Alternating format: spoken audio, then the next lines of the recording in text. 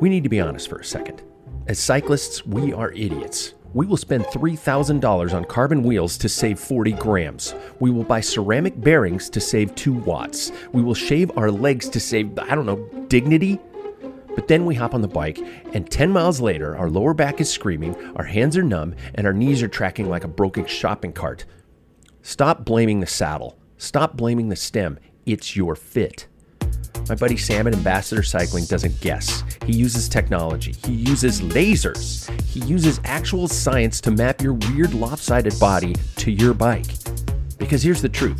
A $10,000 super bike that hurts to ride is just the world's most expensive coat rack. Don't guess. Get fitted. Ambassador Cycling at ambassadorcycling.com. Work! There we go. Hey, there we go. Another cycling podcast. Just what the world needs. Grab your overpriced espresso. You guys ready for this? It is episode 536. 536. It seemed like they were rattling off for a while. 537. But what happened last week? That's right. Some asshole went on vacation with his wife. Yay. Poem time. Remco destroys the clock on Geneva's lake shore while Tadej holds yellow and asks, "Can I have more?" Paul Lipowitz slid off the road into the fence while Jackson's new bike brings the world back to sense. Welcome to episode 536, the longest standing podcast on the sport of cycling. It's us. It's the Packfiller podcast. You know, think of us as a post-ride beer with several friends and one asshole. I'm just going to say I'm the asshole tonight. We took a week off. That makes me the asshole. Tour de France entered a third and final week in our resident Sam Waples, why was I going to screw up your last name, has officially returned, even though this is his second show back, but he came in a little more perky today. Yeah, last time was a little questionable up to the line. Yeah. And you got Jackson's stool out of the deal. I know. Yeah, so there we go. So here we are. We're going to continue on. David is not here with us for some reason. He didn't say, but he texted late, so... I think it's his basement reno. We have people coming in, and he has like a deadline they have to be on by Friday. Well, let's see who's with us tonight. Regular introductions in the Big Barn Prologue, brought to us by our fine friends at Big Barn Brewing. Either down your local store or in the pristine setting of Green Bluff. You know your quality and taste. I am enjoying the Campesino IPA, and we also have a Pilsner and a Belgian on tap, and there are all kinds of other flavors there for you to enjoy. Gentlemen, tonight's Prologue question. If you were forced to ride today's 26.1K stage individual time trial along Lake Geneva on a tandem, who on this panel are you putting in the captain's seat? Or even more so, who would you put in the back seat? So you can be mean and not pick somebody. I'm okay with it. or you can, say, hey, I would pick this person. If you had to do today's Tour de France stage on a tandem, who are you putting on the tandem? Are you putting them front or back? Or who are you just not going anywhere near? So there we go. First and foremost, he is the bottom bracket boss, Mr. Paul Main. How are you, man? Don't call me that. Well, I'm going with B's for the intro tonight. Gotcha. After your struggles with the bottom bracket. Of what my time. Bottom bracket boss. Yeah, exactly. It's not like the old days. We could probably get into it over the next multiple shows, but is it just because we were going with a specific spindle and a non-specific crank, and then trying each bike Frankenstein bottom bracket has a different width, and depending on what style bottom bracket, then there's spacers depending on how far. We did like the cheaper version, that you can buy, like a SRAM one. But if you compress it too much, not with the right tool, then it compresses the bearings, and then that's when they start binding. We had all kinds of holy shit. It was, and then you have to space like the drive and non-drive based on the length of that spindle or the manufacturer, and then it does become. I mean, there's charts. SRAM actually makes a chart, but it can vary still even then. Yeah. So you just keep putting in washers, take it apart, put it in. Oh my God! Yeah, it's not. It was fun. Yeah. And you have Shimano, but you don't have Shimano crank. You have rotor. There's rotor cranks. Yeah. And so it's just one of those things where it's like there's so many different pieces to that puzzle. And didn't SRAM buy rotor? I think rotor was bought out by.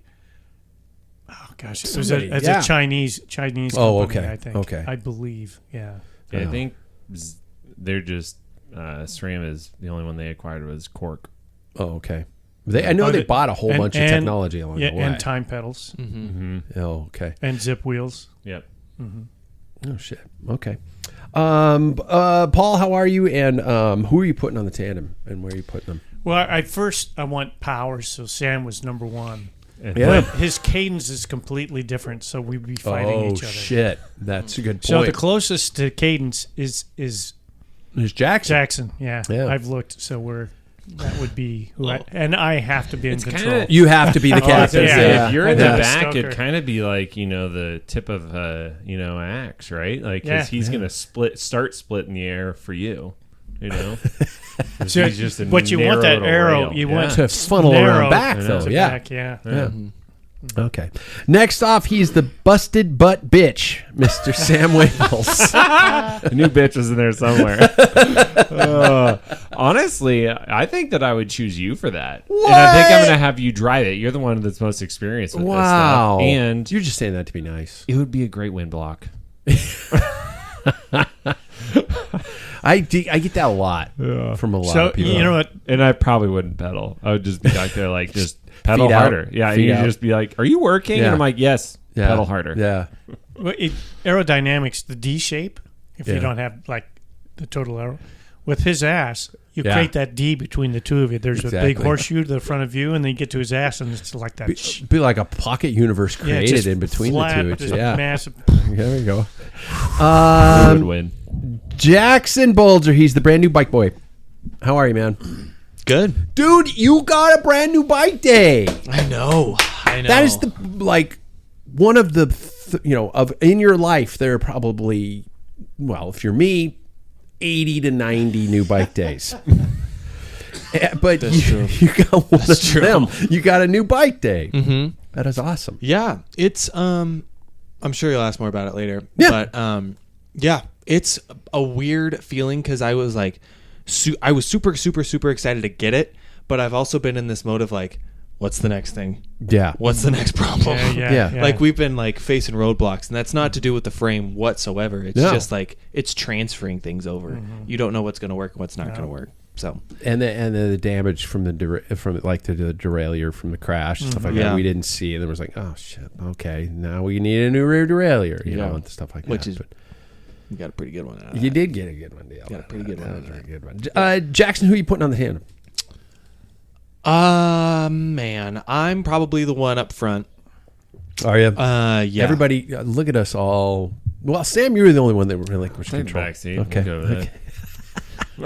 I'm chilling. Yeah. I think I would be up front, but I think I would have David behind me because talk about a guy that never knows when to stop. Yeah.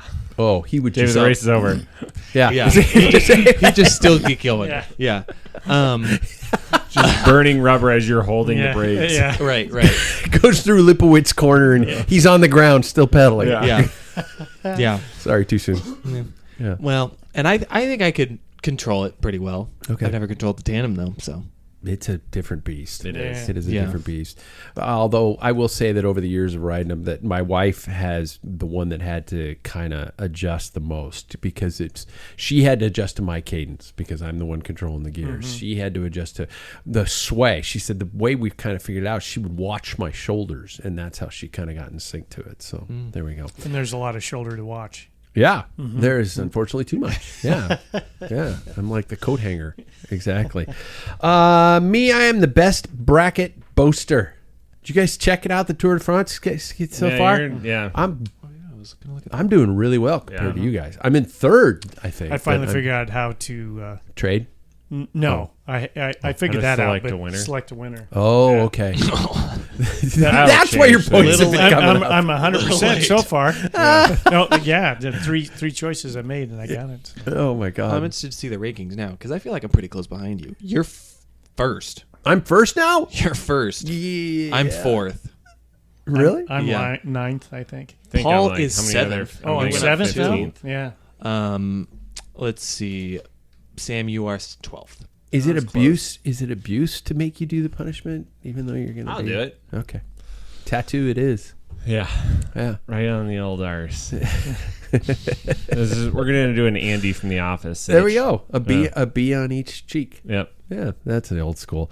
I am Pat Bulger, and I find it ironic because I would pick Sam just because I want to get behind that vortex. Yep. You know, even though I'm not getting an aerodynamic advantage. So you're on one bike. I mean, he'd captain. Yeah, I'd have you captain, Sam. Mm-hmm. Yeah. I would love to stoke a tandem just to be able to just go. You've never stoked? Yeah, never. Yeah, just pedal really hard. Yeah, I know. That's why. I've only ridden a tandem with my wife. And yeah. So yeah, it'd be a blast. And you see some of those super fast racing tandems though, where the stoker's face is right in the small of their back, and that's close. That's a lot of I'd put some potpourri in that guy's chimney. Oh yeah, that guy's chimney. You gotta hope they didn't have lettuce, from Taco Bell. Yeah. Speaking of which, I bought a salad for us last night, and Maria's making it, and she's like, "This is Taylor Farms," and I'm like, "Oh, okay. Yeah. What about it?" Yeah. We did not make it, I will say, but I know so little about it, but I'm so terrified of it. My sister-in-law and brother-in-law just came back from Mexico, and it hit them bad, like several weeks of no food looks appetizing, no food stays, and they were on massive drugs. This is the shit I'm terrified of. I don't want that. Yeah. Shit I'm terrified of. Yeah, I saw what you did. Yeah. It's a great weight loss plan if you can stop it. Yeah, but you look gray at the end of it. Yeah. This is true. Yeah, they were just like, we went over there for my birthday, and it was like, hey, let's have, I always like doing surf and turf on my birthday. And then I was like, okay, you sure? Okay, no, come on over. Put the steak in front of them. They were taking like these tiny little bites. It's so good. Yeah. I'm going, hey, that's filet mignon. Eat hey, you got to eat it all. You're not getting up from this table until that steak is gone because it cost me a house payment. It'll be just put as some expensive herb when butter it on comes that. back. Yikes. Okay, let's catch up. It has been 2 weeks, so let's see how everybody's doing. First and foremost, as he takes a sip, Sam, how is the recovery going? Good. Yeah? I'm in the pool now. So, yeah, I got cleared by the doctor. It was funny in my last follow-up. It looks like my left side that had the most fractures went all the way into my, the socket of the pelvis. Is like, that's rotated a little bit, but it looks like it's within normal ranges, so I'm cleared to start moving. Fortunately, we have a pool at the clinic, so I've been starting to walk. But the doctor was like, I asked him, so what's the next step from here? And he goes, I'll ask you, in this world, what's the next step? And I'm like, well, my therapy brain says that I can't go from toe touch weight bearing to walking out of here, but my Sam brain says I'm walking out of here. And he goes, you're not walking out of here. So let's do 2 weeks. So 2 weeks lands me at next week. I will start walking on land. Damn. Okay. Yeah. I should have kept the Redneck Riviera in the backyard, so you could have just done laps in my backyard. I know. Honestly, that would have been perfect. He uses at his job. He uses the dog pool. Yeah. Goes up to they have a leash. Have you seen it? Yeah. Yeah, it's cool. Yeah, it is cool. Man, I would have been over every day. You'd have been like, "Oh God, Sam's in the backyard again." All three He's kegs doing are circles. gone. I thought he couldn't walk. He's got floaties on. What the hell? He hooked up What's this tube going? Yeah, all the he way hooked out? a straw system to be able to go from the tap handles all the way to the pool. And it's bendy straws. It's really, really impressive. And okay, so so hopefully, long term, no sequelae is what we would call it in the business, where we have issues that arise from it. Okay. So yeah, hopefully long term, we look back on this in a couple of years and it's I'll have stuff like arthritis in the future, but who isn't? I'm down for probably 2 knees and 2 hips at some point in my life. I got this sciatic. Yeah, I got this sciatica. And I actually think I do. It's like probably. I'm every time I'm standing up, I'm like a track sprinter, but I'm noisier. Yeah, He's just kind of tracks around on the blocks. I'm like, stay low. I realized the other day I was doing dishes and like Mackenzie's like, I can do those. And I'm like, it's fine. Why? Like, I'm good. And she goes, you're grunting. And I'm like, I thought about it. I'm like, I am. I'm like, and I'm like, welcome to the club. I'm like, why am I grunting doing dishes? It begins. Yeah, it's all downhill from here. Speaking of which, Paul, is there any knee updates, any times of scheduling, anything like that going on? The PA for my surgeon on the 30th, and then I'll find out some more. But not until then. Yep. Do you got any predictions on how in anything? No, I don't. I'm hoping for a feeling partial. in your gut. Well, the kneecap looks good. Yeah. According to the first orthoped doc, he says that doesn't look too bad. You got a little bit of, arthritis on the lateral side. The medial side, well, that's done. So it would be cool to keep the cap, maybe not an artificial. That's up to them. They get to make the choice. Okay. But if it's partial, I think my recovery would be faster. Is it? I don't think your recovery is necessarily faster, but you get to keep the integrity of the knee a little bit more because you get to keep usually like your ACL, PCL. So like you get to keep some ligaments that are in there. Ligaments are good. Ligaments are good. Yeah. Or you could just go full bionic. Well, I've gone online, watched the whole surgery and everything 100 times. Oh, shit. Really? Yeah. No way. I'm in the business, and I watched a total hip, and I almost hit the floor. I'm crazy. not doing it. It's amazing what they do. I mean, it looks barbaric. They literally there have was claws a Milwaukee and spread saw they cut in there. up. Why are you watching this? And then they drill down into your tib. Yep. And plant this. You seen those they kind of like those old school like bracing bits. It's called. That's what it is. You guys are not joking. Nope, no, this is real. Serious. I saw a Milwaukee saw in this operating room. They do that. Mine was I got a plate in this when I broke this bone here. They literally had to drill. Had a Makita's drill into the bone. That stuff doesn't bother me. No way. It bothers me. But a GI bleed. Anything GI. That makes sense. It's terrible. Oh my God. Gear switch. Jackson, tell us about your new bike. Tell us what it is, first and foremost. Well, it's a time. Yeah. Where's my bell sound? There we go. Yeah, it's a time. Alpe d'Huez. Yep. And other than that, it's pretty similar to what I had parts-wise prior. We did a lot of swapping over. We did. Yeah. We tried to do as much as we could. I mean, there wasn't really much we could do to bring it over now that I'm thinking about it. I mean, the bars are the same. The shifters are the same. Different stem. Yeah, different stem, different rear derailleur, thanks to Roger himself, who gave me I purchased from him a Durace rear derailleur with ceramic speed pulley wheels. The oversized pulley. And they Jesus Christ, I had no idea those things were that smooth. Yeah. So anyway, sorry. Seen the price tag on those things alone? Yeah. That is a crazy. Those things are so cool. Yeah, he's a homie. Forever in my thank yous because I think I spent the whole derailleur for what one of those is. But yeah, and we have been fighting this fight for a while. Yeah. But we ran into a couple snags. We were saying at the beginning of the show.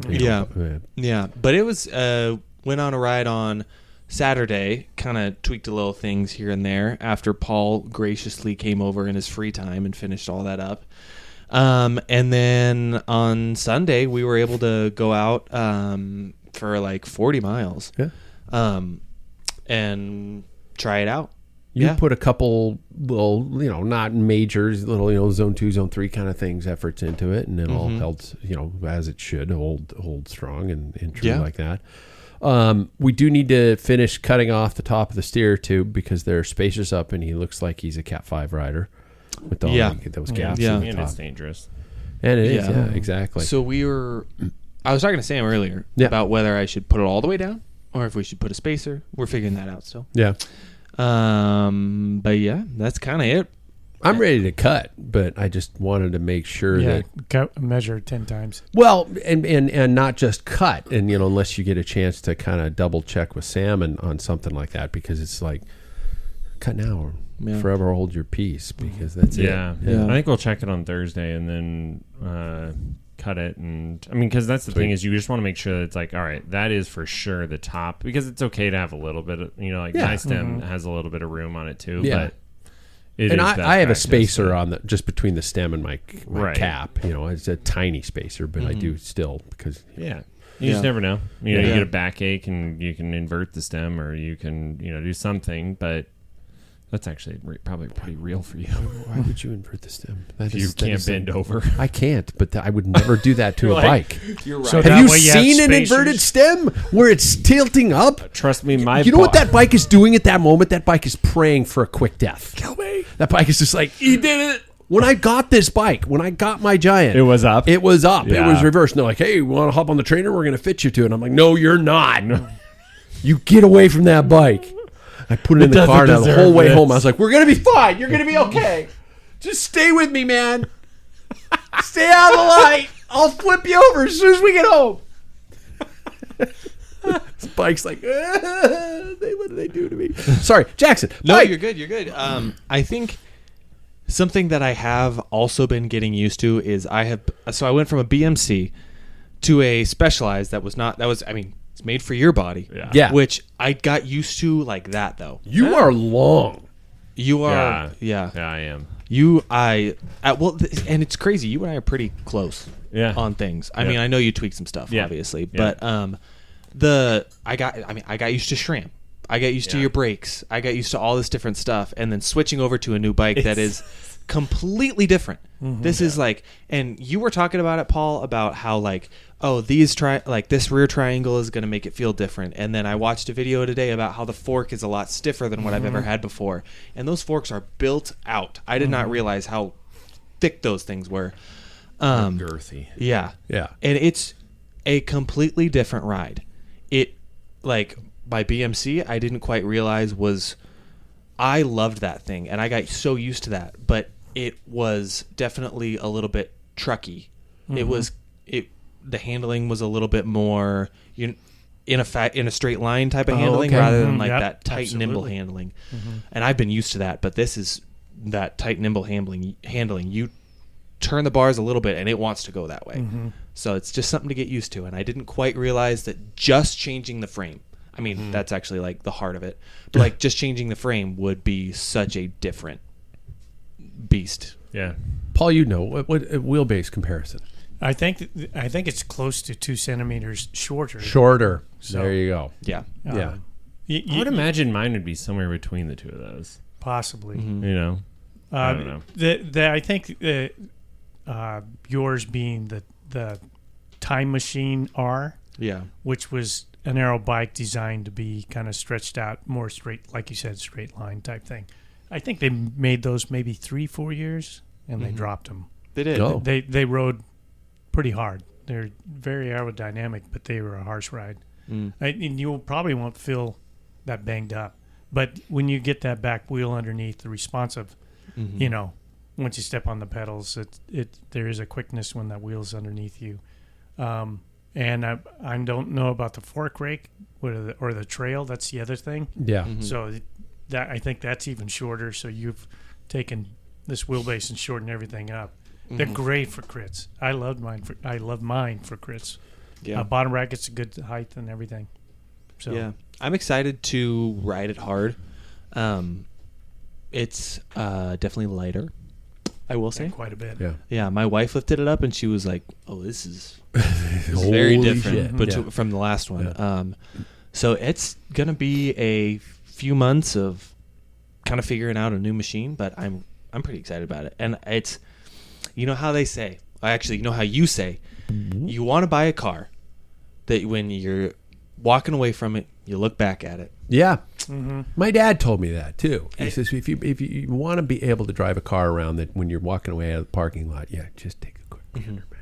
Yeah. Because at first I was like, I just want this thing done. Like, I'm tired of the problems, yada, yada, yada. But over the past few days, I've been like, walking through the garage. It's hanging on the rack, and I'm like, damn, right on. that looks pretty good. Dude. Once you get all the bells and whistles dialed in, too. Yeah. Like I joke with people all the time. It's a total first world problem that you get to set it all up. It's a pain in the ass, but then once it's set up, it's nice, and it's like you just get excited to ride it every time. Yeah. So I'm excited to get it fit, and I'm excited to feel comfortable on it, and then it's gonna be good. We've talked at length about the trend, I guess we could say now, is where back in the day you used to be able to buy a bike, switch your componentry over to it, and as things aged, you would swap them out. If my stem is a little old, I'm going to swap it out, or I need a longer stem and swap it out. These types of things. With this proprietary builds, you're running into a lot of situations where you can't do that anymore. You almost have to buy a new bike every single time you buy it. Probably intentionally done by the cycling industry. But I miss the days when you could just go, oh yeah, we'll just get you a new frame. We'll just swap the parts over. It'll take set of wheels. It'll take 3 hours, or something like that. We'll have it done. It'll be literally done. What they would call bike building parties, where people would come over and they would drink while you put a bike together, and your friends would come over and bring, for your birthday party, would buy parts because they could afford them. It wasn't a second mortgage for a rear derailleur. Yeah. That's why you keep Roger as a friend. It's the only reason, because the guy is the only reason. Yeah, dick. Yeah. Such a jerk. Yeah. Well, he is a try guy. So, we keep him around. Yeah. That is how I thought it would go. Yeah. I was like, oh, this broke. This is the end of my life, but I have to move on. But I was like, oh, this is gonna fit. This is gonna fit. This is gonna fit. None of it fucking fit. Yeah. None of it. I took the cranks. That's it. That's all I took from the last bike. I mean, the handlebar. Yeah, the Saddle bar bars. and the saddle. That's it. And the hoods, all that stuff, Shifting. right? Right. Yeah, Right. but like, front derailleur. yeah, but like that would have come But- in the frame. Oh, I see. Yeah. You know what I'm saying? yeah. Yeah, that was it. Everything else has to be changed. And it was so specific. And then, and I don't want to blame the frame. The frame is not the problem. No, that's modern bikes. I mean, like your dad was talking about. I used to, in the wintertime, I always strip my bike completely down, everything. And I could do that, change around in 4 hours, strip down, clean all the parts, put it all back together within 4 hours. Yeah. And it would be totally dialed. Now, it takes you 4 hours to like run hoses through a headset and then get all just the brake stuff. Yeah. You got to fish it through the stays and then up through the down tube and then through the headset, and then you have to go, once it gets out, then you have whatever device you're having that's through the stem, if it's a stem, or through and then the bar. I mean, holy cow. Yeah. It's like, who wants to change even the grease a headset? It's like, greasing man. that, the different types of grease you need, obviously one for carbon, one for everything else, one for this, one that causes, and running the Di2, I didn't hate it, but Well, his Di2 is a bit more complicated. You still have the battery pack and all that. It's old. yeah. Whereas, like, And the we had to Duals, shift, we had to change where his charging port was. Right. It was in the, So then it you was got in the different cable setups and Yeah, it was in the down tube of the frame, and so we had to get different cables to run it to the end of the bars. Which I get why BMC stopped making those frames, because that's the dumbest place you could have put the down tube. Yeah. Hey, hey Siri, show me some place that gets really, really sticky on a bike, and let me put a charging port there. I can't tell you the amount of times at a race I had to take my pocket knife and pry that thing open because it was cemented shut from Holy shit. all of my scratch stuff. Yeah. And you kept that bike clean. But like, yeah, I will say Are you 100% sure on that one? You sure that stump didn't hit your head? No offense to Jackson, but I feel like he kept his depends. BMC like pretty clean. I mean, I would never remember him rolling up and being like David's bike. Is David's bike bad? That's a good thing it's black. Yeah, wipe that thing and it's just like dirt's gonna come. Well, shame on him. Yeah, I know. I'm saying that like I feel like Jackson maybe it's not like kept the majority of it. Yeah, I wiped it overall. clean. Wiped her down. I have a tough time cleaning the chain because I don't have like a supersonic cleaner or whatever. Yeah. Or whatever you You have. just wait till you get set up with this wax. He is waxed out. Yeah, I yes, know. yeah. It's the best. You converted I'm going me. to get a wax. You got to get proper the Silka. waxer. I'm using the crock pot isn't Yeah, exactly going to last me. But I will say, like, what I was going to say is the time bike, like, as you know, I have specialized. Man, time, that is not a proprietary bike, right? That is, I tip my hat. You were able to buy a standard stem, a standard seat post, all of that stuff, whereas mine is all specific. Yeah. Everything around that bike is specific. And, like, that is why, like, something like time, like, I mean, I don't own one in large part because I was worried about the sizing. You said, you know, how stretched out I am. I don't know if it would be long enough for me. For an XL. Yeah. It might not be. I know. All new models, though. That's That's the previous model. They're running all new models now too. So. Yeah, so we'll see. But coming soon.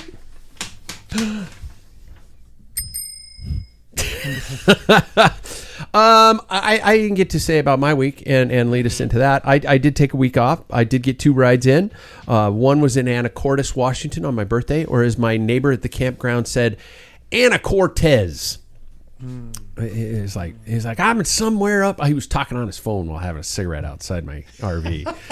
And he said, I'm in some place called Anacortes. And I was like, that's the first time I've ever heard it said like that. You know, like he made it Hispanic. Yeah. And it was great. I think they call it OAC. Yeah. AOC. yeah, exactly. No, and so I was able to get it just a nice ride in on that day. I had a couple run-ins with cars right out of the gates on that ride, which just kind of made me all tense, but I still was able to get a birthday ride in. I didn't do my age. I'm not going to do that. But usually I used to, but now that I'm getting to the age, you know, I can't ride 110 miles.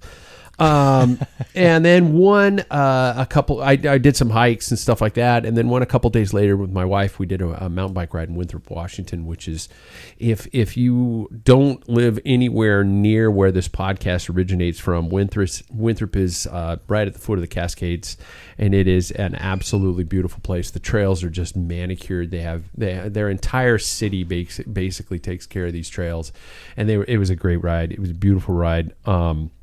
I want to throw a shout out to Meadow Cycle and Sport for getting my wife up to date on her shoes, her helmet, her gloves, and her kit. She forgot all of them. Oh, she forgot everything. She packed a bike. No, I packed her bike.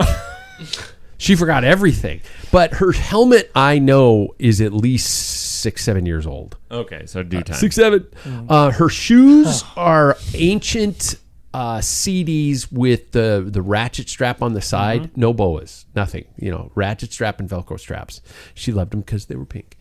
And she used to have those gray ones though that were even older. Yeah, exactly. They were ancient, and so we got new shoes. We got her a new helmet. Got her a Zero. I will say that it does have the visor on the front. It is a little lower in the back. It is a true mountain bike helmet, and I was feeling a little twitchy. But then I looked at my wife and I went, She didn't ride the road. She didn't ride the road. Mm-hmm. Yeah, this is all going to be okay, Pat. Don't judge. And I went, fuck you, Pat. I can judge all I want. I got into an argument. But no, it was nice of those guys. You think about some of these resort towns, prices were really fair, and it was good. So it was good to ride with her. There's a funny clip I took of my wife on that I put on social media where she was mad because the new cleats and the new pedals and stuff like that. Not pedals, new cleats and new shoes were a little sticky, and she was getting mad at them. So it was funny. That's my wife. Mm-hmm. And I do want to take a bit of time to recap the Everett Performance Omnium weekend. Jackson and I were the announcers of that one. 3 days, 3 different races, 3 different courses, all great in my opinion. Jackson, if I know we're running late and we still do have to talk about this race called the Tour de France. Right. But talk to me about your reflections on the weekend. You co-announced with me on Saturday and half of Sunday. Mm-hmm. What'd you think?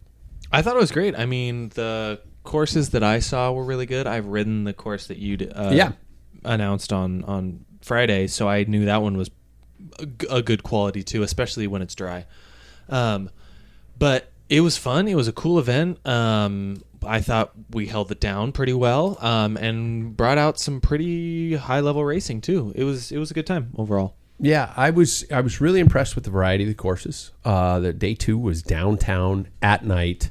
When I pulled up to the race venue on Saturday, with my car in the trailer. I was like, holy shit, this can't be right. And I come around a corner, and there's this huge truck in the middle of a major city center in the middle of the road, and they're standing on it starting to unload shit. And I'm just going, oh my God, this is ludicrous. This is insane. How am I going to park? He says, no, just park right there. They're going to close the roads in about 5 minutes. So, yeah, they got this whole downtown core locked down.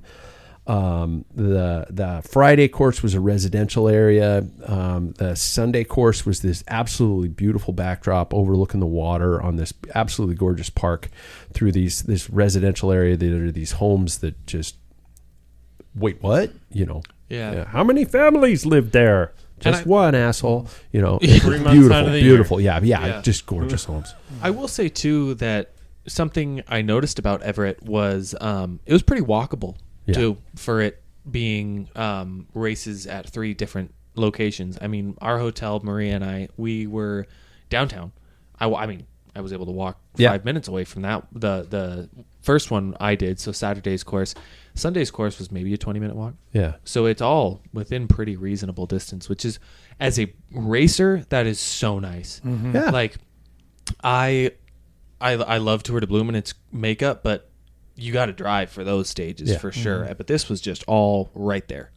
Friday, I went to the wrong course. I thought Friday courses was actually the one that I thought the course I thought they were riding was the one that they used on Sunday. But then I fired up my map again, and it says you are 0.9 of a mile away from the other course. Yeah. So that's all 3 courses are probably within a 2-mile radius. I would say at the most. Mm-hmm. They're all, as I said, the variety is different. If I was going to say some things that need to be worked on, number one, and this is not to bust the chops of my friend Ryan, and I'm going to help him with this, is getting the word out earlier and getting the hype going about that, because I don't think he had control over that. I think he did all he could. He put the word out. He put his own social media out. He put out the race social media. I think, as I said on the last show, that the local governing bodies could step up a little bit more in terms of this. People like us could step up a little bit more. I think the locals, I really wished there were more people at that Saturday night race. It was really cool. There were a good amount of people lining the course, but it wasn't, what I someday dream of. And the other thing is getting people to register. Roadies are such weird fucking people that are like, I am a dentist and I make, 6 figures in a month, but I'm going to hold off on registration just because I might have a dental cleaning to do the day before. Dude, what you're doing for races like this, they rely on grant money to actually make this happen. Nobody's going to put money out of pocket to make a 3-day crit race happen. So they rely on that. And so the numbers of people who register actually helps them. They can go and say, this is what we're doing. This is what we're doing for the community.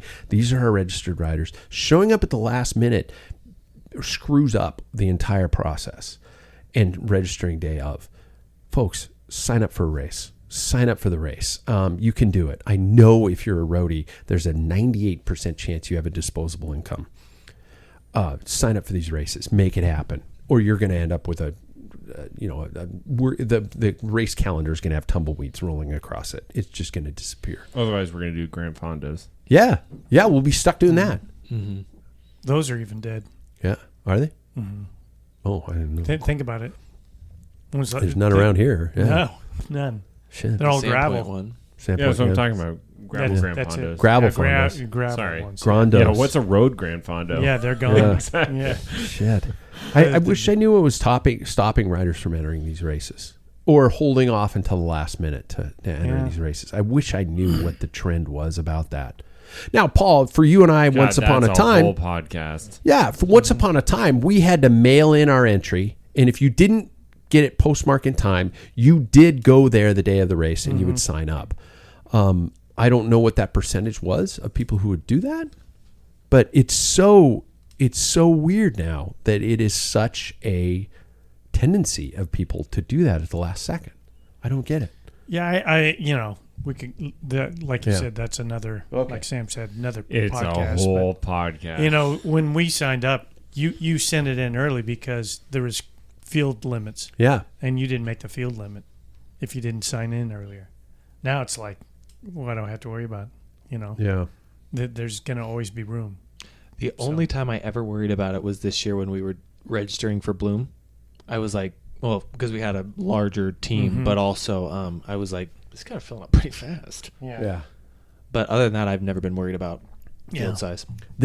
I will say it, and I said it to Ryan's face. I said it to Phil Miller, and I talked quite a bit this weekend. That weekend, I said it to several people. I said this thing could be the West Coast Tulsa Tough. They got a community behind it. They've got the courses. They've got permission. They've got there is a cycling from community. The city. Yeah, I mean, the West Side was the crit center. Yeah, like there was summer crits starting June all the way through, like every single weekend, Saturday, Sunday. That's true, but they have their week ones, and those do well.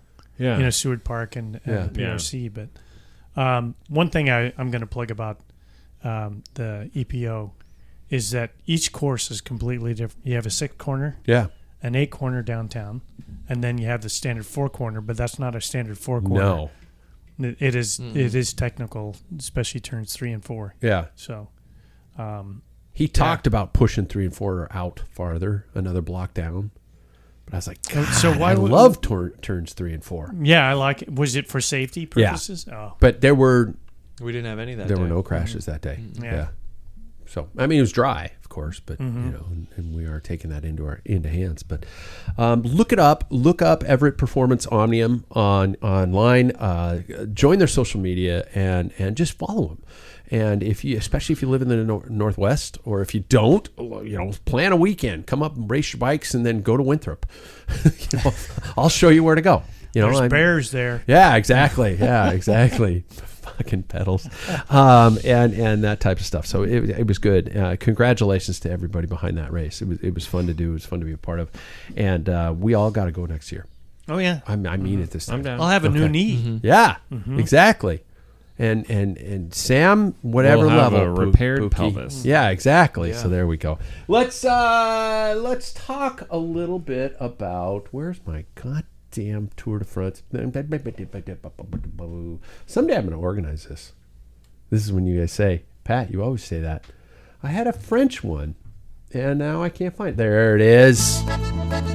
I'll edit that out. Talk about news. Tour de France Stage 16 happened today. Of course, you didn't know that. You probably weren't paying attention to anything related to this podcast. 26.1K individual time trial taken by world champion Remco Evenepoel. 32 minutes, 19 seconds with Tadej Pogacar finishing second, 28 seconds behind. Who thought I'd ever say Tadej Pogacar second place? But he still holds 4 minutes and 32 seconds on the GC. Stage was marred by, of course, the abandonment of Florian Lipowitz, who was sitting third overall before suffering a pretty nasty crash. I'm tired of seeing riders immediately doing the reach to their collarbone. I'm like, no, that's what's going to happen. Seeing Jonas do that and broke my heart. Shaking his head. Yeah, exactly. That was a tough one to take. So there we are, 16 stages down. He took 28 seconds out of Tadej. I'm going to ask the regular standard question. Number one, are we sick of this yet? And number two is, how locked up is the GC? Is there ever going to be any way, shape, or form in which Tadej does not stand on that center top podium in Paris? No. I mean, no. He's got to crash. That's it. That's the only way he's going to lose. There's no bad days. No. Even if he has a bad day, but 4 minutes. Yeah. And usually it's not 2 days. You have a bad day. Yeah. So if he even gives up 3 minutes, he's still ahead. Yeah. He was younger when he had a bad day, and he was coming off a crash. Mm-hmm. It was like he was still repairing. Broke his wrist. Yeah, exactly. Yeah. So it's one of those things like Tadej in proper form has never had a bad day.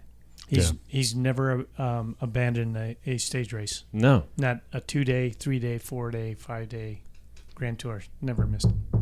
Yeah. But, I mean, they even talk about that like Jonas. They're like, man, Tadej somehow skirts by, as he always does. He's one of those guys that just like, it's not that he doesn't have things to overcome. I'm not saying, Tadej, your road is so easy. But, the guy does seem to avoid a lot, which is...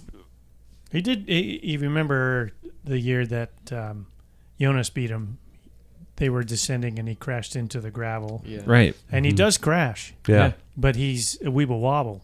Yeah. I mean, he pops right. They don't back fall up. down. Yeah, they don't fall down. There's a reference nobody except you and I and a lot of old people get. Yeah, no. Yeah. But I mean, he's. If you saw his bike I saw this picture or this video of his bike at the end of Milan San Remo. Oh, yeah. Remember, he crashed. Yeah. That was so scary. Yeah, it was terrible. I mean, when he got up, and it was weird because I think the whole pack is like, our race is based on gauging him. Mm-hmm. Now what? Because he's out of the race, and then he goes flying by, going, "Oh crap, there he goes." Yeah. Shit, it's back on. Yeah. But the guy went, and they haven't even touched that bike. Mm-hmm. And I'll have to find that And video. it's like send it to you. sanded down where the carbon, like he scraped across. His front wheel had a broken spoke. It was wobbled. Oh. Didn't he break one of the stays? I thought think his that might have been shifter it. was all His like- front wheel was like bing, bing, bing. And can you imagine Pidcock seeing that? Yeah. Thinking, Son and he of beat me. He still beat me. He had a broken stay. He did Yeah. have a broken stay, and he had a wobbly wheel. How do you beat this guy? Yeah, I just think like his own hands. it's the same thing. Like I was texting you guys. It's Team Sky Days for me all over again in regards to like we know who's gonna win the race. It's still very impressive to watch. Okay. Like Okay. you know, and I'm not bored of it. Even though he could have dropped, I think Isaac Del Toro and Remco the other day. It's a different style of racing. He's trying to help out, Isaac. He wanted Del Toro to get into white. Yeah, exactly. And I think that's really cool, because, if you're Tade, like, the number of stages that you want to get to by the time you retire. And so why would you hand one of those over? I tip my hat at somebody who can set that aside and be like, I'm going to help my team out. Yeah. That's pretty cool. Did you see that video of the three of them riding together? And he goes on the radio, he goes, "Can I go progressive?" As in, like, can I progressively increase the pace? And Del Toro yelled, Please, God, no. He said, "Please don't drop me. Don't drop me." Yeah. Yeah. Because you could see, like, Tade was comfortable. Remco was pretty Tade is comfortable. nose breathing. Yeah. And Del Toro's back there, like, Yeah. like his mouth, he's like grimace. Don't leave me. Yeah. Oh my God. I have no place to go. It's like me on David's wheel most races. Yeah. Don't leave me here. With Lipowitz's crash, I don't want to, maybe it might be too soon to say this, but do you think there's even quietly a collective sigh of relief in the Red Bull Bora Hansgrohe team about, okay, the battling is over. We don't have to worry about two leaders, because there were some dramatic moments. Remco can be a little bit of a crybaby. Oh God, yeah. And do you think there's this collective? Okay, now we can just focus on the one guy, and the dinner table is going to finally be a little bit more relaxed. I mean, you don't That's wish interesting. ill on anybody. Yeah. I think first off, I am a little bit disappointed in Remco in the beginning of that. How I was like, oh, he's on a new team, new guy, new lease on life. He's gonna come in, and then he kind of. We don't know if this is all true, but like, No. they kind of raised a stink, and it was like, ugh, why are you talking like that to the press? Just like, don't do that. Yeah. But anyways, I don't think that they're going to be happy about it. I mean, they were both pretty high up in the GC, but yeah, I wonder if Remco did have a little bit of like a second of like, well, at least it's, at least I can just focus on me now. But I don't think That's anybody's the only person I think is like having that thought. I don't think so? any of Red Bull is. No. Like, I think Red Bull is like, hey, we're here to work. And I think Lipovic has been a very good teammate. He's very tolerant. He's ridden pretty well too. I know. Yeah, I mean, his time to shine, Lipowitz, is in the Alps. And I think after, let's say he did finish, the Lipowitz didn't crash out, I think he would have lost quite a bit of time. And I'd like to believe that he would beat the teammate. He would be there on the mountains for him, because you knew that Remco was going to move ahead. He would have moved ahead or really close to Jonas, where that's tight. And I think that's when Lipowitz, or I would like to believe, would step back and say, okay, I got to work. This guy, because of that time trial, would have made a big difference. Absolutely. Yeah. But I think that you're right. My biggest issue is that you cannot raise a stink about well, I should be the team leader. Dude, you haven't finished one of these yet.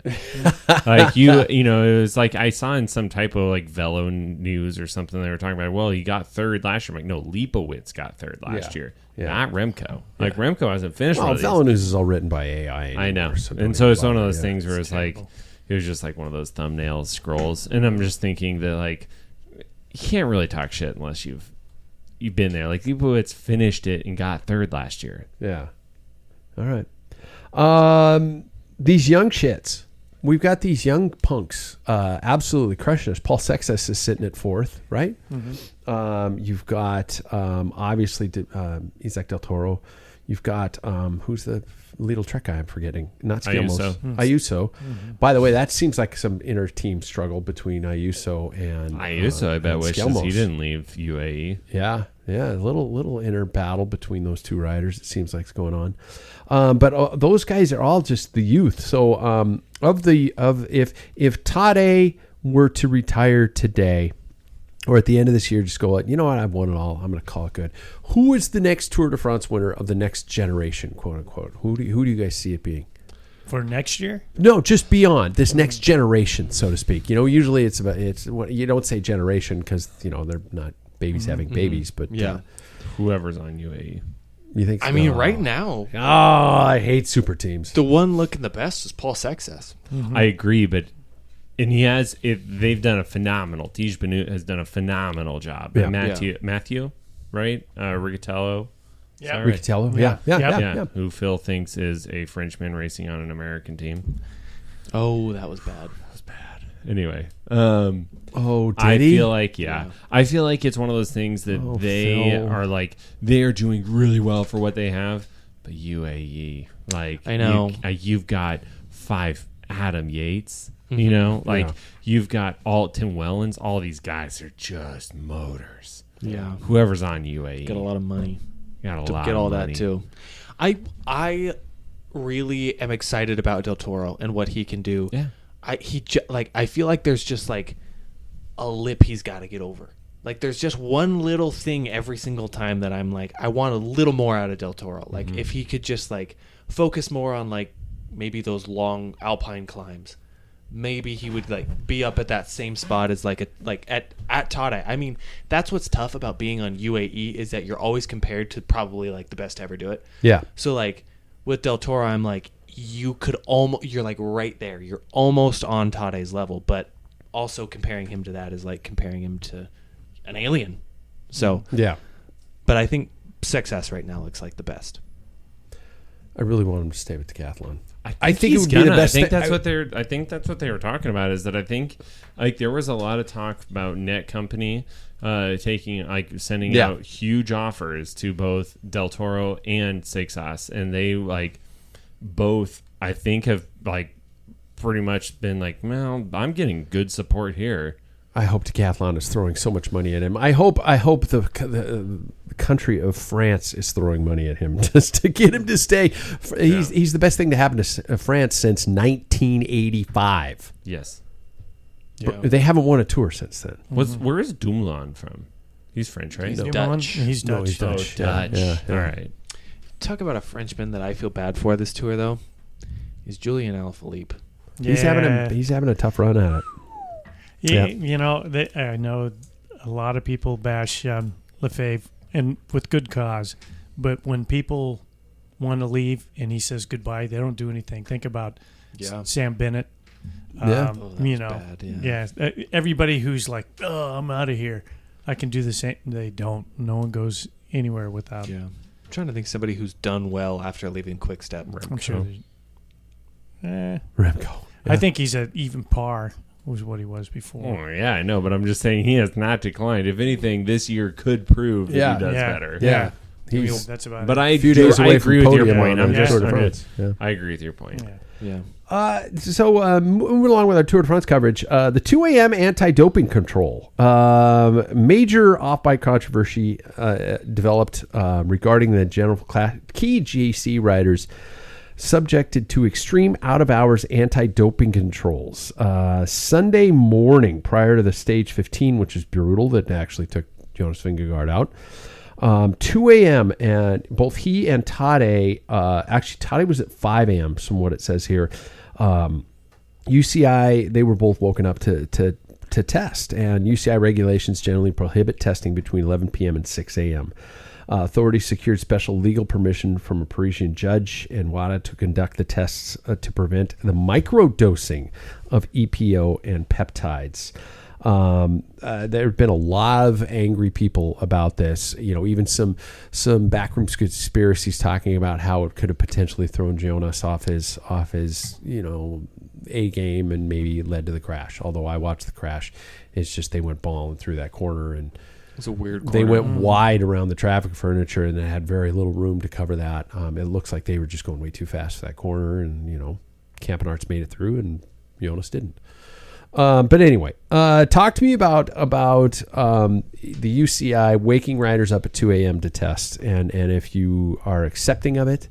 Jonathan Rodgers had a very interesting take on it that I'll throw after you guys talk, but about testing at 2 a.m. I had a really interesting conversation with, I would say, an outside perspective of my wife about. I told her about this. She's also in the tour, the fantasy game, by the way. Best team name too. She's beating me. Yeah, she is. Who isn't, Sam? Well, when you're second to last. Yeah, and she chose her own team. Oh, Yeah. But anyways, I deserve to lose. Yeah, you might At this point. It's like Maria's gonna have a chair at the bar. But I said, like they're doing doping control at 2 a.m. and she said, good, they should. Wow. And I was like, I was a little taken aback at it, because at first I was like, like that's kind of taking away like precious sleep that they need for the stage. But then she also brought up a point of like, they could be like, any rider could be doping at any time, anywhere. It just because they're awake or asleep doesn't mean that this couldn't take place. And randomly checking for it, I guess, does keep the purity of the sport.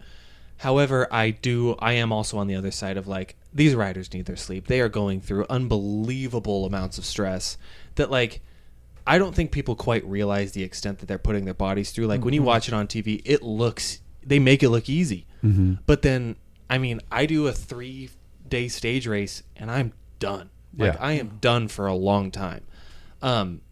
So yeah, I do get the perspective of like, they should be testing for this stuff. And I agree with that. They should be testing with this stuff, but I don't know, maybe do it when they're awake, right? Right after the stage. Yeah, my wife as well. Like, I woke up and was watching the 2 a.m. morning. She goes, "Did you see that because she reads through all the like highlights and stuff. She is so stoked about Alpe because she did it last year, and so she's been reading through all of it. And she's like, "Did you know they did like doping control last night?" And I was like, "No." She goes, "In what sport do you do doping control in the middle of the night?" Yeah. And I was like, I hadn't really thought about it because I'm like, it's just a part of our sport. And then I thought, yeah, like I listened to something later about a Formula One. I'm like, can you imagine them waking up Max Verstappen, and like these like top racers? Yeah, imagine like there would be death. There would be blood. They would be murdered at the door. Yeah. It's like, go away, because like that's not a thing.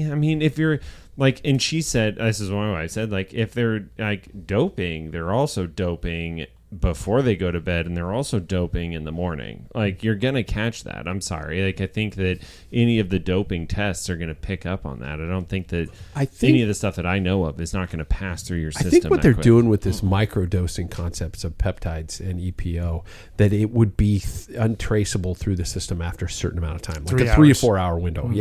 And so they make sure, they can't come in between 11 p.m. and 6 a.m. So we're dosing at 11. I'm going to dose at 10 o'clock or something like that, and keep it clean and run all the way through. To kind of paraphrase what Vodder said today, and he was just standing by his bus, and people were asking him these questions. He had a great perspective on it that I thought it was bullshit for a long time. And then I listened to what he said. He says, first of all, if you want to watch one of the cleanest sports in the world, come watch cycling. He says, because other sports don't even claim to test. We get tested constantly. And when people get caught, they're thrown out. It's not a behind the doors. It's not a don't do this. Gee, Mr. Baseball player, you swole in size 4 times. You like Hulk smash. But no, it's just creatine. Fuck you. And he says, and these guys, he's sorry to the football fans. He says, we're not kicking a soccer ball around. These are human engines. This is the hardest thing you can probably do to your body. And they're still not getting hit. They're still not getting tagged. So there are reasons why you would dope, but they're not getting caught for doping. And I get it. I understand why they would want to test, and I applaud them for testing. I want to keep the sport clean. Vaughters actually said, can you imagine how great this would have been if back when I was racing, if they would have just done a midnight test? Mm-hmm. They'd have kicked the entire peloton out of the sport. Our sport never would have had these dark days, and our sport would have been clean to this day. Who would have been where they are now? I mean, Vaughters said, I myself would have been kicked out of the race. Mm-hmm. He says, and I kind of wish they would have done that. I was like, holy shit. And you kind of apologize. You guys are paying for our mistakes. Yeah. Yeah. So the testing, there is a set time, but there has to be probable cause in order to go inside that. So I'm interested in seeing what this Parisian judge, what information he got.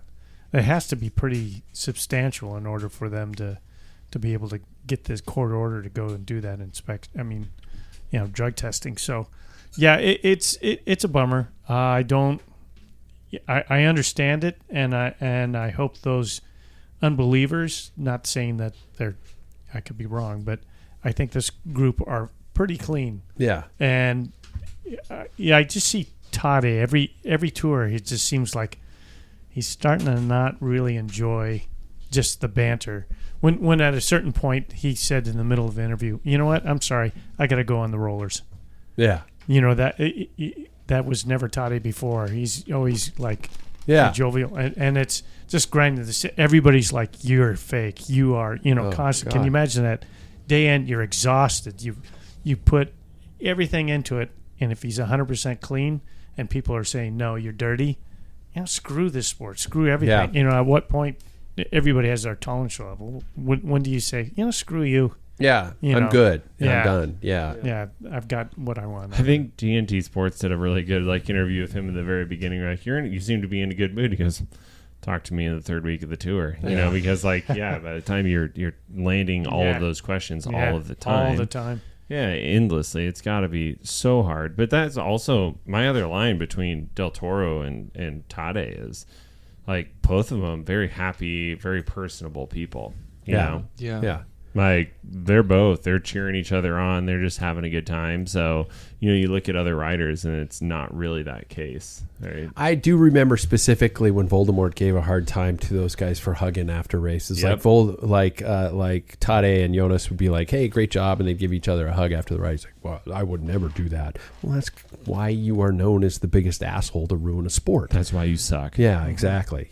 But, I love the racing style. And you mentioned, Sam, you compared it to Sky. Yes, UAE is the dominant team, but the racing is far more attacking and is far more dynamic in that race. And I always ask you guys if you're sick of Tade.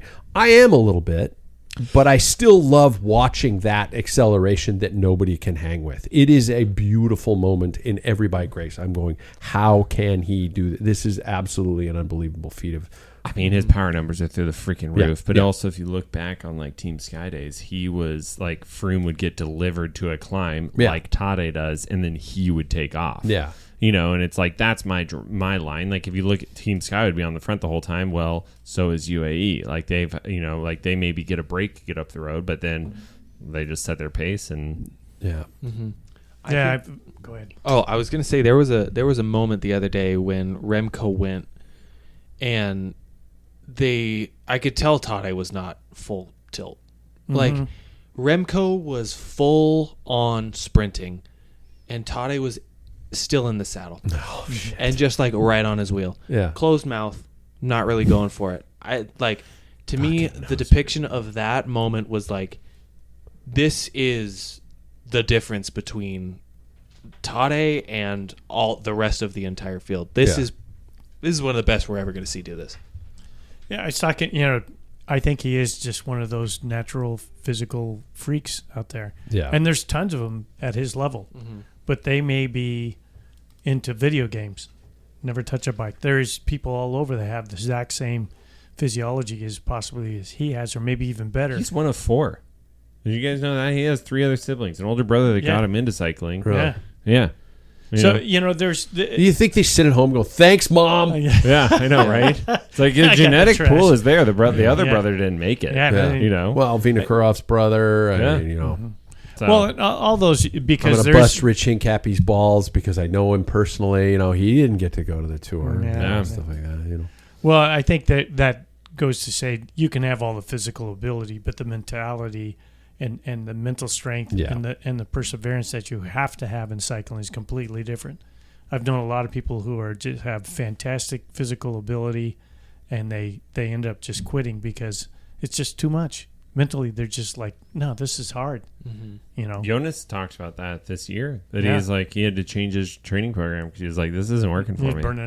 Burning out. Whereas Tade is like, give me more. Yeah, this is fun. Yeah. Grumblings about a potential retirement announcement from Jonas Vingegaard. Who thinks it's legit? Who thinks it's bullshit? Man, I could see it. He's a family man. Yeah. I was gonna say when Tade brings it up, I'm like, come on, you just won the biggest thing ever. You still got records to break. You know what you want to do. Yeah. I kind of see it out of Jonas.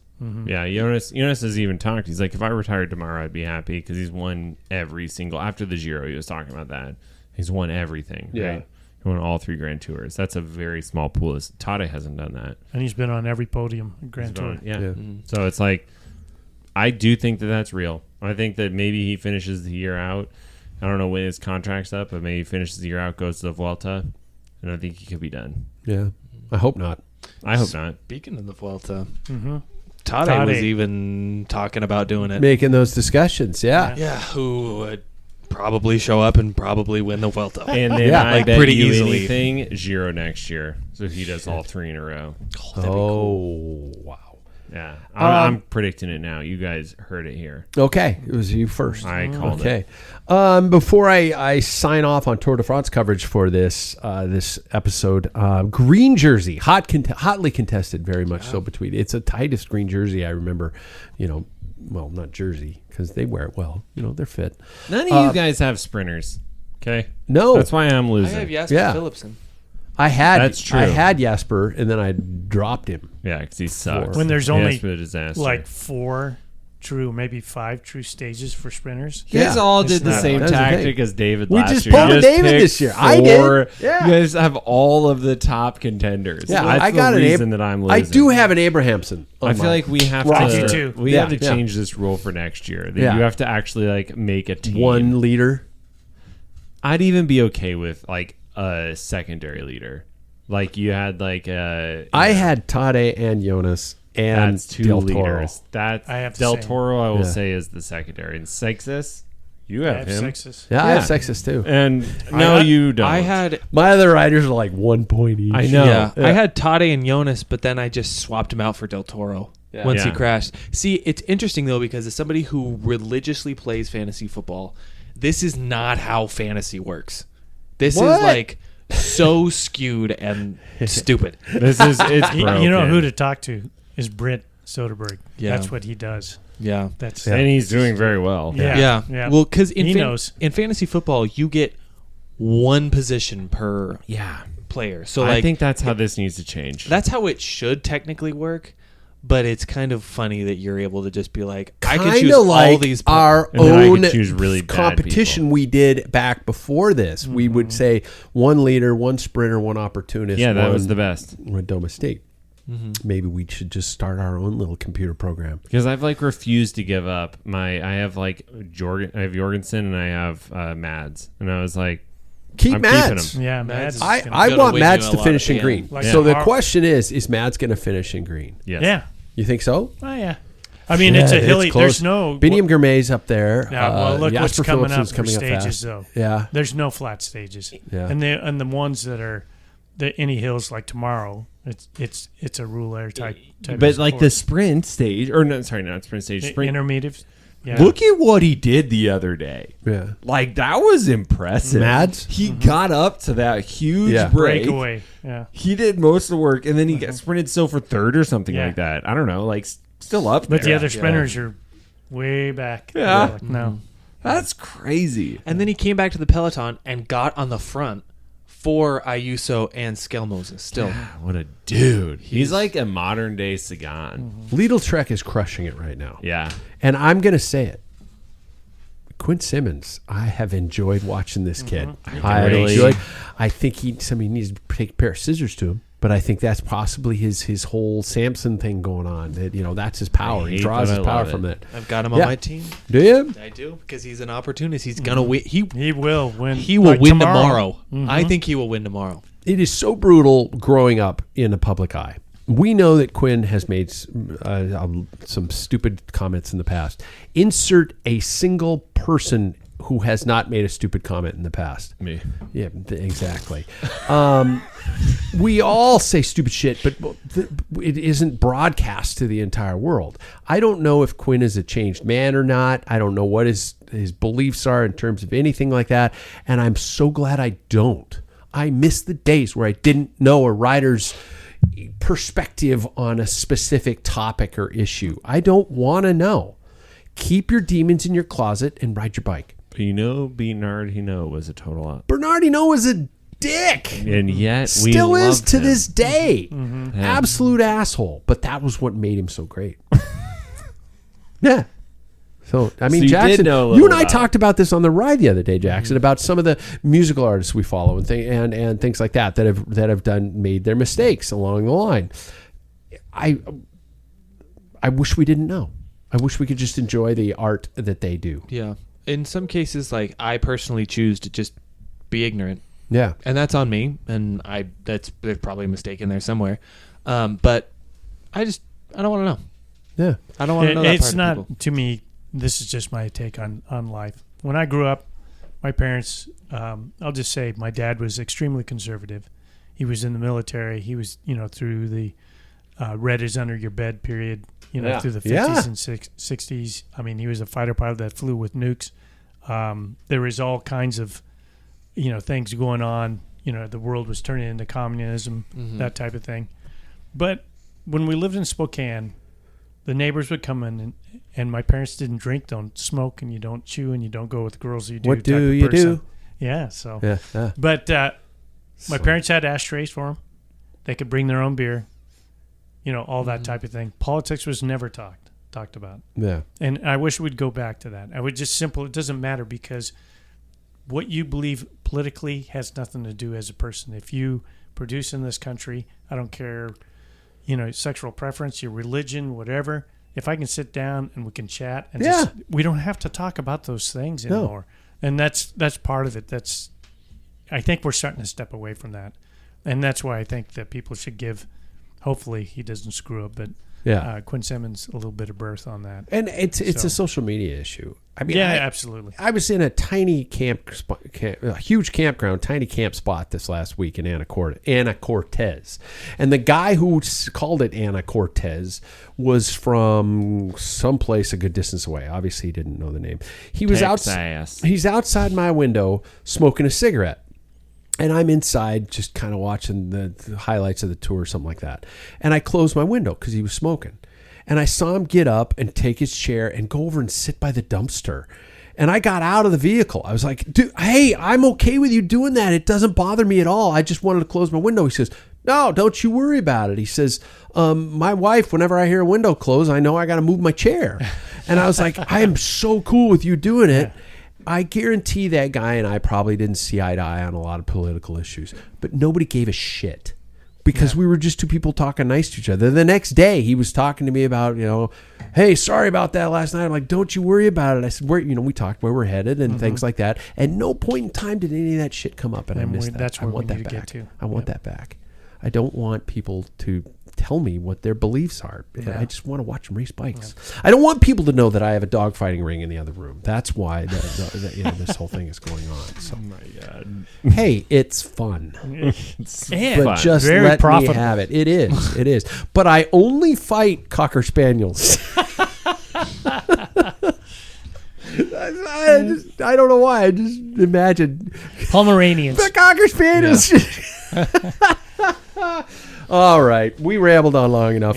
Gentlemen, who is going to be in green? We all said Mads. We're all hoping for Mads. I think Mads, Okay. unless he loses more of those sprint points. Yeah, I would think like he's to fine. see a way to tweak the points, the mountain points competition, so we could have somebody other than a specific They're person. working on it. Yeah, I know they are. I mean, they fixed the green because the Yeah. green Yeah. was really close to Tade the other year. Yeah. All right, gentlemen, let's get to segments for tonight. Our segments are brought to us by our friends at Scratch Labs. Of course, the one and only Scratch Labs. Thank you for those guys for keeping us hydrated. And by the way, when it's really hot like this, pour some in your bottle. It's smart shit, especially if you're like a dumbass like me and you're going to be making a patio tomorrow at 97-degree heat. The crazy thing, speaking of hydration, by the way, I'm sorry to take more time away from this. Fine. We rode on Sunday. It was pretty hot. Yeah. You had one water bottle. Dude, crazy. I thought we were only doing like Doesn't matter. You We were did out 40 there. How many miles. bottles did you bring? one. He brought one. One? And you I finish went. it? I went. What through is two. wrong with you? I'm with you. I went through two of them. Hey, I'd we're have hard been men. too looking Hey. for the third. Yeah. God. God. I'm I fine. don't need no water. Damn, I'm cramped up again. I So can't figure crusty. this out. Yeah. I'm good. Hey, kids, guys are like look at the spon- Grand Canyon. Anybody thirsty? I'm thirsty. You guys are like SpongeBob when he goes into Sandy's. I don't need it. I don't need it. I don't need it. I need it. Jesus. Oh, that's one of my favorite SpongeBob's. I loved it. Jackson, when you were a kid, I used to love watching that fucking show. Yeah. It was great. We're gonna start with Paul. We're gonna start with changing times, of course. Okay, feints, L steps, and counters. Did I get it right? Okay. Yeah. I want to know what this one means. Go for it. Well, that's boxing stuff. And, Oh, and what triggered it is Jeff from NorCal Cycling. He ranked like strategies that being the best, gave him grades and stuff like that. And I was looking. Of course, all I've been doing is like, because I haven't been in any race, watching cycle. I mean, these crits, even local crits, Yelling at fucking bottom brackets in a basement for 13 days. Yeah, exactly. I mean, like the dude when he's listening to the bowling championships, on his Walkman. I just even some of these crits, they just have subtitles and stuff. There's no, words, and I hear in the freewheeling and the little chat. That stuff's just like soothing to my ears. I miss God. that. Yeah, I know it's pretty pathetic. No. Mike McNabb, a local guy here, he was at EPO, and he has a couple of videos of EPO and stuff. So if anybody's interested on the courses, you can get. He does the 45, 55s. Okay. So anyway, I was thinking about that, and then with Jeff from NorCal Cycling, and he's talking about all the strategies that you can do, and I'm like going, oh, I missed that part. And it's that process of learning when once you see that, like, okay, a lead out, or like the sweeper, you see somebody coming in the sweeper, you're setting up as a team. When you get to the level, when you start experiencing, when you start seeing something happen, you can react. That's taking one more step from doing something you can do, and as a person who's kind of sometimes racing by himself, in my group, is like, now I know what's happening, then I can actually set my strategies to go against that.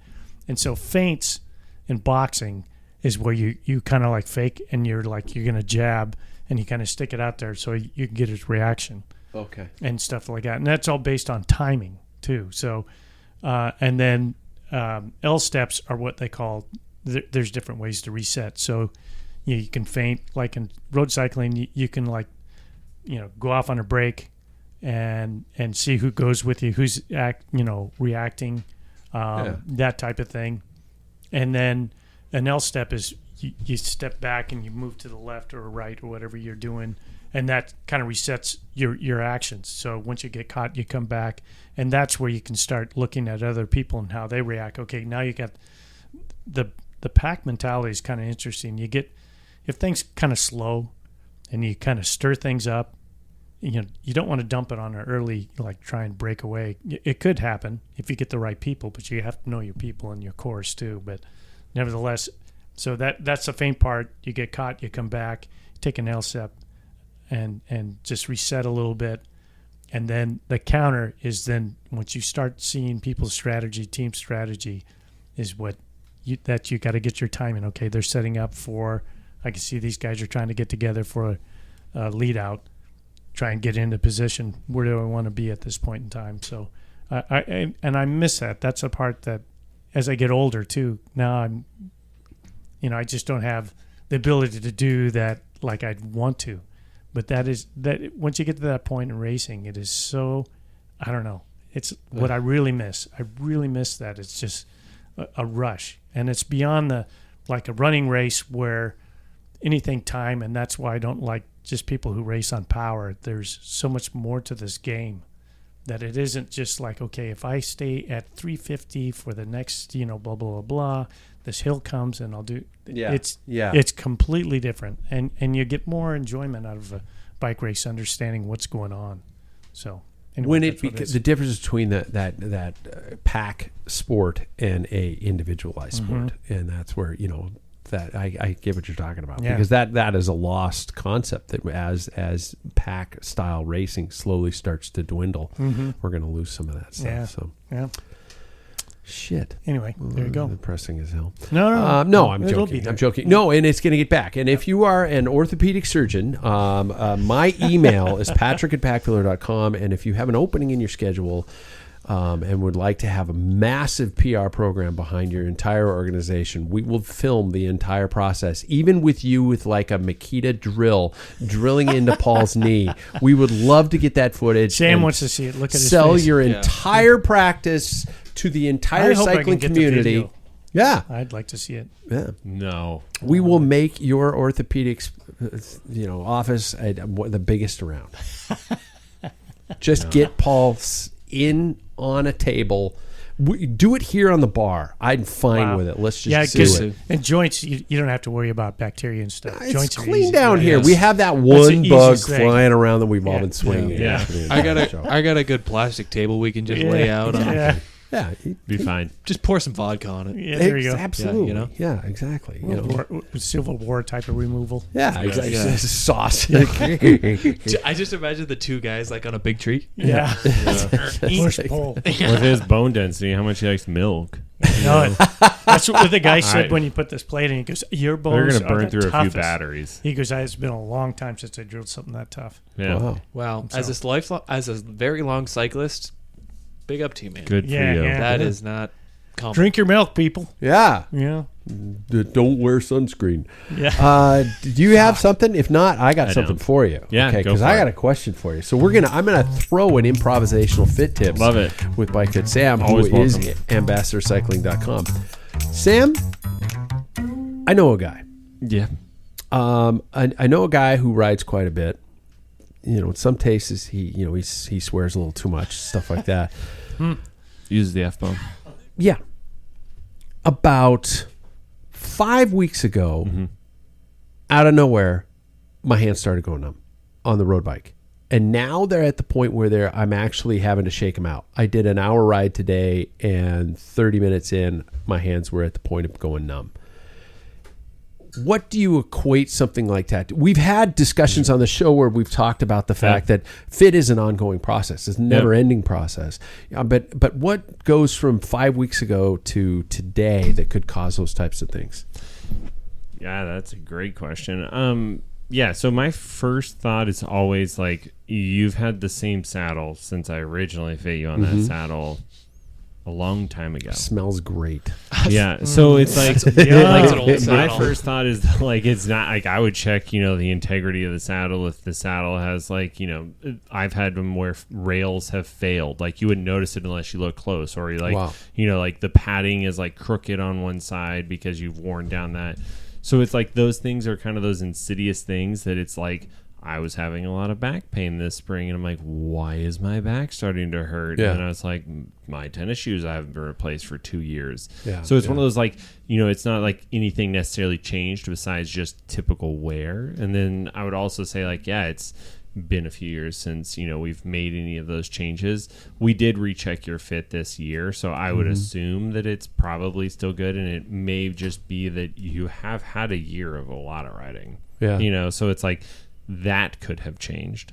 But it could also just be that something has moved, part has failed. But yeah, that would be my original guess before I'd even get into like your body has changed in the last since we fit you.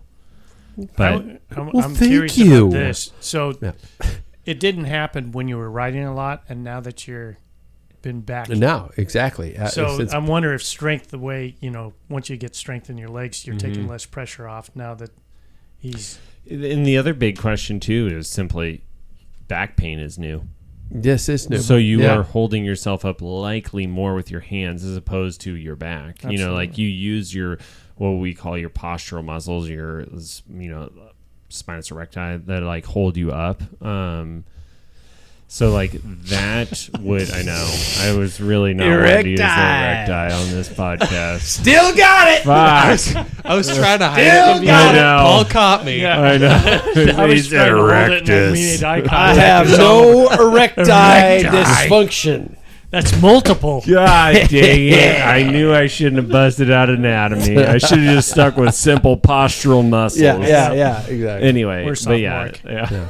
But like that would be a huge change in like what was going on before and now. Okay. But it like I would not change your fit necessarily yet. I would ride still for a couple of weeks. Make sure that that's like not going away, and then it's like, this is something that maybe changed, and we alter things. I was just even thinking today that it was a slight nose slip of the saddle that dropped down a little bit and caused that extra pressure. More commonly, it's that or a failed saddle. Yeah. But just because you've had a back flare up recently, you've been riding a lot more this year. There's a few question marks in it that could be. Okay. I mean, because I was thinking about it, I was going, this is probably a common thing that happens, and then that bike fit is a fluid process that is something that is constantly changing. You think I'm a one and done, especially once you reach a certain age. The only thing that's growing on me is my head. Yeah, and it's huge. Yeah, huge. Exactly. Well, and so but that. And as you get older, it is like probably 3 to 5 years would be when I'd see people for that same bike refit, but otherwise, like, I mean, with how much you ride, that's a little bit of an exception. Because you've been riding a lot, and especially this year. Like you're on an average year, you're probably riding several thousand miles. Yeah. So. I'm not flipping my stem. You need to. I'm not going to flip my stem. I'm going to tell you to. No. Did you hear that? This is the crying sound of my bike, and the other one going, "Don't you dare, man! We've been around too long together.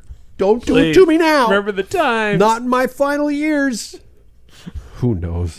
Jesus Christ. Is there going to be a final year? Let's see. I'm going to own more bikes in my life. You will. Yeah, exactly. If your past is anything of the future, it is. It's a given. I hope my wife just understands that and embraces it. Yeah. And so if like one were to show up today, do you think she'd be like, "How'd you pay for it?" Or I think she'd be like, "Oh, another bike." Yeah. If I could do it, she shouldn't ask. Really? Yeah. It's not that big a deal anymore. Just let Seriously? it happen.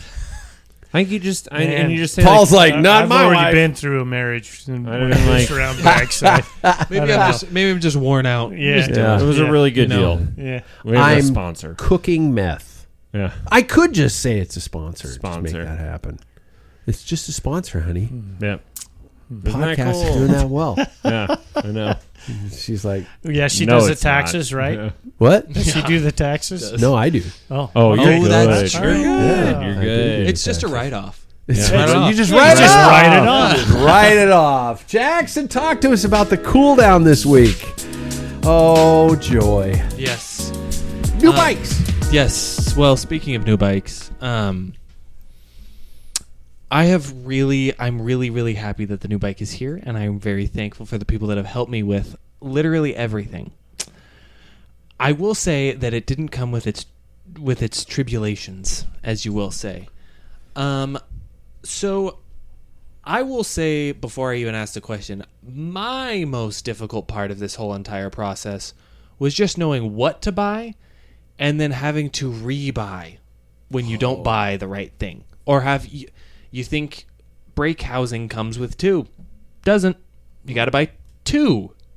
So you got to place 2 orders. It just, we could make it so much easier, but they make it so difficult. Mm-hmm. So for you guys, because all of you guys were in some way, shape, or form involved in this, what would you say was the most challenging part of this? Even if you didn't help build the bike, what do you think would have been the most challenging part of this? And I'm going to go the other way this time. Oh. So what was your most challenging part when helping put this together? Complete and utter, not just at the start, just complete and utter fear of scratching damage. Of scratching it. I didn't want to scratch it. I seriously didn't want to scratch the goddamn bike. And it's so funny, Jackson, that you mention, the little parts, the little bits, the little things that you have in a drawer and stuff like that. And I am completely fine with having 30 of a specific part in a drawer, so when that happens, it gets out. But a lot of people don't want to stock minuscule parts for or the tool for brake housing, to be able to make that a proper seal, those types of things, and you run into that. I actually didn't have. I enjoyed the entire process. I'm not going to lie, but I didn't get to the part where the pairing of 2 different brands in essence came into key. Mine was disassembly of the old bike and reassemble of the parts we had. And so I didn't have any horribly frustrating moments there. Running internal everything is a pain in the ass. It's not as big as a pain in the ass as I thought it was. It's really not. Mm-hmm. So when your mechanic starts groaning and moaning, it's because they're making $15 an hour. It's truly that. It's like, I'm not getting paid enough for this shit. By the way, take your mechanic a 6-pack of beer after they finish working on your bike. Just do it. Just say, pay the bill and put a 6-pack of beer on the bar. If they don't drink, they will still take that as a compliment, just that you cared. Okay. No, I really didn't have a horrible part of it. I don't like ordering part after part after part. I know it's a part of the process, but for you, I was frustrated with the fact that we're like, okay, we finally got the right part, but you can't ride your bike for another 12 days. Yeah. That's that. Oh, there it is. That's what frustrated me. That might have been it for me. It was the time. It was the time span and waiting for stuff to get here. Yeah. Yeah. Because it felt like every time, like we would all be so excited. We're like, oh, I can't wait to put this together. Yeah. Doesn't work perfectly. Yeah. Something else. Yeah. We found something else. Yeah. So even the little caps that you had to buy for the brake bleed. Yeah. Mm-hmm. Yeah. That was another little thing that we had to try and figure out somehow. It was just a lot. So, Paul, what did you find to be the most challenging? Obviously it was the bottom bracket and stuff, but I think, one, I'm working in a shop. It's not a true excuse, but, finding the tool that I would have laid out. I don't have a shop now, but I had a bike shop. So I know I'm the type of person that has, even when I had my tools as an electrician, they were always in the exact same spot. Yeah. So I would look and grab and stuff. So by the way, I'm going to Marie Kondo the shit out of that entire space. I am going to reduce anything that isn't bicycle related to a different area. Well, I had to use some How about bicycle related within the last 30 years? Well, yeah. I mean, some of that stuff you could reuse and stuff, but yeah, I think the bottom bracket thing I knew was going to be a problem with mine because I already had that problem with my bike when I switched things over. But I borrowed a bottom bracket tool that was a little bit better than the ones that we had that it has a tendency you can actually get those cups misaligned. Yeah, and we came instead of that. just a flat press. And then for me, then it's like, God dang, I felt time pressure, but I only had like a couple hours, and you can't get into some of these things and go like, oh, all right, I got to stop. Yeah. But I had grandkids, and I just wanted to spend 8-hour day to get this done. That was the frustration that I could sit there and go like, okay, I can just take my time. I felt rushed the whole time because I wanted to get it done for you. But I've built bikes since I couldn't afford Reagan mechanics. administration. Yeah, actually, right. Yeah, exactly. 1985. Yeah. I couldn't afford a mechanic, and I just learned. But they were simple, basic things. Everything was exposed. The hiding of stuff, and that's why the reason why I went to ETAP on my time is in order to replace my cables, which I always do twice a year because I like to have things work. I have to take the bottom bracket out. I'm thinking this is ridiculous. Yeah. So there's quite a few things that the more you practice, like if I come across this again in an environment that I'm familiar with, things would have been a lot simpler for me, lot simpler. But it's like, figuring out I had to research, okay, what barb and what olive goes on, because you had a package of all of them. And I'm like, which one do I use? Yeah. And so I have to go and research that. And then the first time I did, I couldn't get, because of the new tool you got, I didn't want to crush the hose. So there's a clamp to hold the hose that pushes in the pin. When you hit the... When I backed it off and I got set, it kind of like put a little burr around the edge of the hose, and I can't get the olive on. And I'm like, fuck, Yeah. Mm-hmm. Then do I take a knife and there's start all all these over? little Yeah. things. Yeah. I don't want to. How much hose did I get to cut off? And I just burned an olive and a barb. You know what I mean? So anyway, that's all new. Once you learn it, there's probably people leeching. What a fucking idiot! I could have had that done in no time. Yeah. But there's always a learning curve, and unfortunately, your bike was part of that. So I mean, it was running pretty well. Yeah. Well, we'll see. Sam, what's your nightmare? Paul brings up a very good point. I think out of everyone here, I work on bikes the most because of my job. Yeah. Right. And so like, I am very familiar with it, and yet I still I remember texting you and thinking like, oh, man, until you have the bike frame in hand and you can actually use calipers to measure both the width of the bottom bracket, the diameter of the bottom bracket. Yeah. I don't know if I'd buy a bottom bracket yet. Yeah, we're gonna wing it. We're gonna hope. It's like this says a 386 Evo or whatever it was. This should be it. Yeah. But then rotor, it's not a Shimano spindle, it's a rotor spindle. And so there's all of these variables for my biggest takeaway from any of them, because I built a lot of them, is that if you're going to try to do it yourself, you got to plan for a long time, because what you said, it's you need to spend hours on it, and it takes a really long time to build together. And I think all of this I'd circle back with that's the value in a bike shop. Yeah, it's absolutely. It's one of those things that these guys do it day in, day out. You learned all of this. If we come back to this in a year because you decide to buy a time, he's going to be here looking like, oh, man, what bottom bracket? How did we do? Because it's not repetition. It's when you do it day in, day out, right? Sure. It's really easy. It's second nature. But when you're trying to figure it out, you're like, how did I do that last time? Oh, yeah. I don't know. But I can plug the bottom bracket that we put into his. It's Biconi, and you're a I got a dealership with Biconi. So with Biconi, you go in. We're gonna get a good. And Biconi is out of Spain, so there's going to be a delay and everything. You put in your bike frame. You put in what kind of cranks, and they sell you the bottom bracket and all the spacers or adapters. This is what. This is it. Yeah. Oh, it's a rotor crank on a. You put in what year, what model, time, blah blah blah blah, and there it is, and they send it to you. Yeah. And that's the bottom bracket even Tata uses. So God, that is anything European. That's like that company that I've been looking at for rear derailleur stuff. And they're like, what is the rear derailleur? What is the cassette that you want to use? These are the pieces that you need. Yeah. We're going to get to that. I mean, with we are obviously a technologically advanced society, I hope, that these things are going to be coming about, and we're going to just be able to plug things into an algorithm. I hate to say it, AI, those types of things, and it's going to give you those specifics, and that process is going to be simplified. Yes, you still have to put it together. You still have to make it right. You still have to have the right tools for the job. And boy, I got to tell you, there is another thing I've learned out of this. If the tool is expensive, it's for a reason. Buy the good tools. Buy good tools. Buy good tools. I love Harbor Freight for drawers and shit, but don't buy anything else. Yeah. And I think something too that came out of this whole entire process was the fact that I didn't know how to do any of it, and I felt really bad the entire time.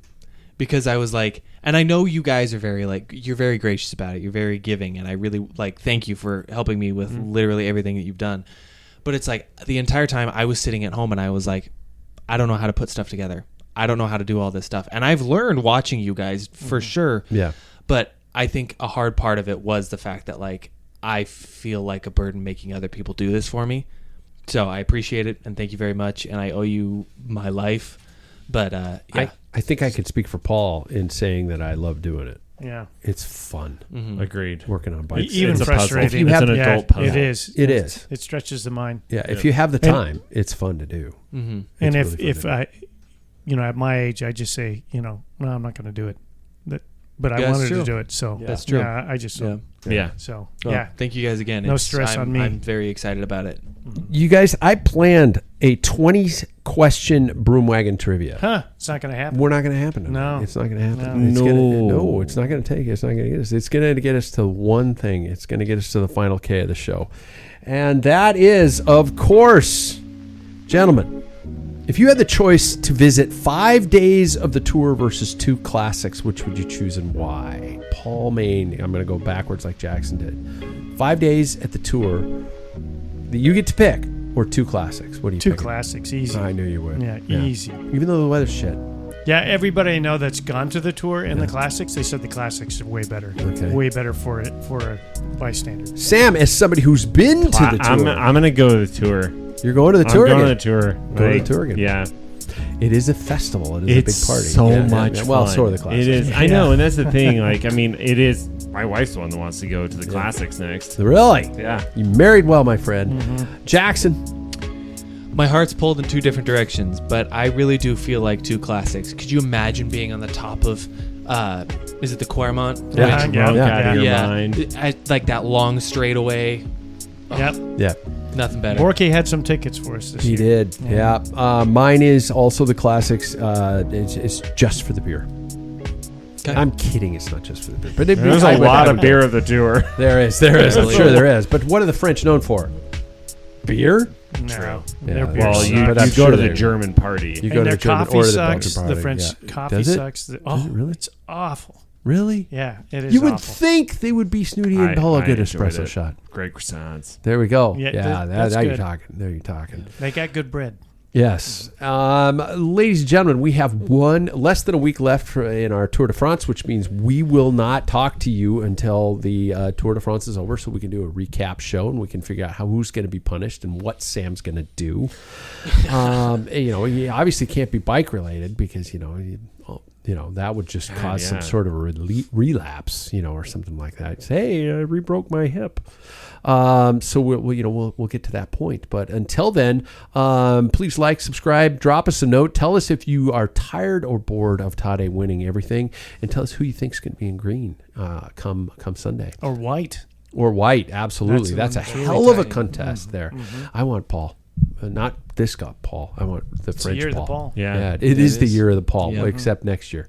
Yeah. There we go. It'll be my Paul. There it is. Yeah. Thanks, you guys. Thank you.